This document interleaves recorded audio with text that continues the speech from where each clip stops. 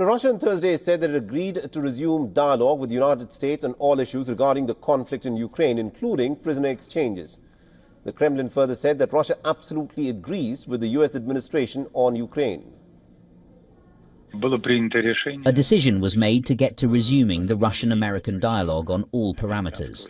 Of course, this topic is on the agenda of our bilateral relations, so this cannot be ruled out. Now, the Kremlin statement has come just a day after the Russian President Vladimir Putin claimed that Russian forces had breached the Ukrainian defensive lines in western Russia's Kursk region. Now, Putin further claimed that Russia had achieved full frontal advance in this direction and had crossed into the Ukrainian territory, but the Ukrainian armed forces had dismissed Putin's claims, calling them to be disinformation, while emphasizing that the Ukrainian forces continue to maintain their defensive positions in the area. Now, on Thursday, the Ukrainian forces said that in the overnight Russian attacks, the strikes had hit a residential high-rise building in Kherson. The region's head, Alexander Prokudin, said that 6 people had suffered injuries in the attack, including the twins, aged 14. The emergency service workers were seen rescuing residents from the damaged buildings and were continuing to search for people under the rubble on Thursday morning. The Ukrainian Air Defense Forces also said that they had shot down drones launched by Russia at Ukraine's capital of Kyiv in the early hours of Thursday. Now, Kyiv's mayor, Vitaly Klitschko, said that drone debris had fallen in one Kievan district but did not report any damages or casualties. Ukrainian officials claimed that Russia had launched about 161 drones and about a dozen missiles overnight, targeting gas infrastructure in Ukraine's northeastern Kharkiv region, and had hit power supplies in the southern Odessa region for a second night in a row. The Russian attacks are part of an intensified assault on Ukraine's energy system over the past month, and their intensity is not diminished even as Russia discusses the possibility of ending the war in Ukraine with the new U.S. administration of President Donald Trump, who has blamed Ukraine for Russia's invasion. Notwithstanding the Russian attacks, President Putin claims that Ukraine will not be excluded from the negotiations to end the Ukraine war, while also welcoming the talks between senior U.S. and Russian officials on Tuesday. Now, Putin insisted that Ukraine and the European countries are not being sidelined, as was being claimed.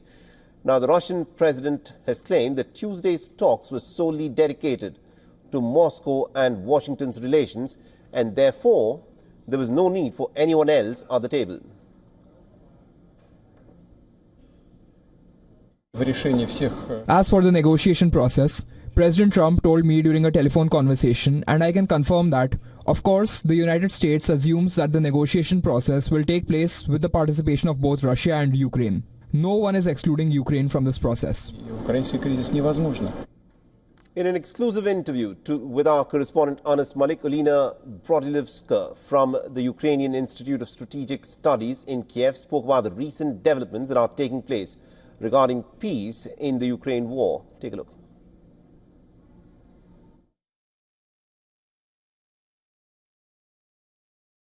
There are some red lines, there are some very principled positions for Ukraine, and one of them, of course, is that no talks about Ukraine without Ukraine. It will not work.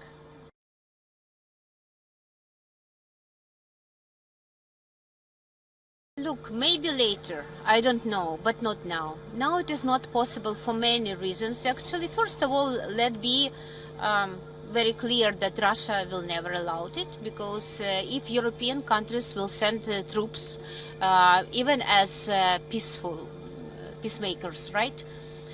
Mostly these are countries from NATO. How Russia can allow somebody from NATO side stay on the border with Ukraine, which is very close to Russia, then all this special operation was a nonsense. What for they provided?